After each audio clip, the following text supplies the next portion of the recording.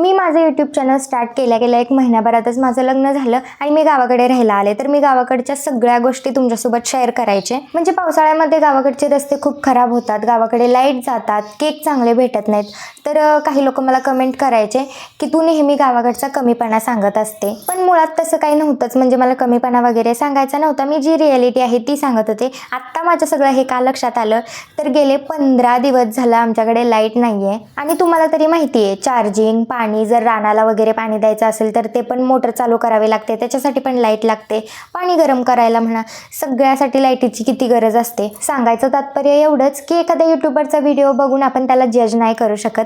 असो, लाईट जाणं हे काही गावाकडच्यांना नवीन नाही आहे. डेपोमध्ये काहीतरी प्रॉब्लेम आला की अधूनमधून जात असते. बाळामुळे तसं तर मी लेटच उठते. उठल्या चुलीवरती पाणी तापलेलं होतं, मस्त आंघोळ केली. रात्री काही दूध पिलं नव्हतं, त्यामुळे मग सकाळी घेतलं. दिवसातून एकदा तरी मी दूध घेत असते, कारण की बाळाला फीडिंग करते, त्यामुळे मिल्क सप्लाय वाढवण्यासाठी मग मी दूध घेत असते 1 ग्लास. सकाळी फ्रेश झाल्यानंतरच साडी नेसलेली. मग माझ्या लक्षात आलं की प्रमोशनचा एक व्हिडिओ शूट करायचा पेंडिंग आहे. तर म्हटलं मग आज तो पण करून घ्यावा. तोपर्यंत दीदीने बाळाला घेतलं होतं. संध्याकाळी बाळाला आंघोळ घालून आम्ही त्याला गुंडाळत होतो, पण त्याला गुंडाळलेलं वगैरे अजिबात आवडत नाही. थोड्या वेळाने बाळ शांत झालं की मग जेवण केलं. जेवणामध्ये होती पनीरची भाजी आणि भाकरी.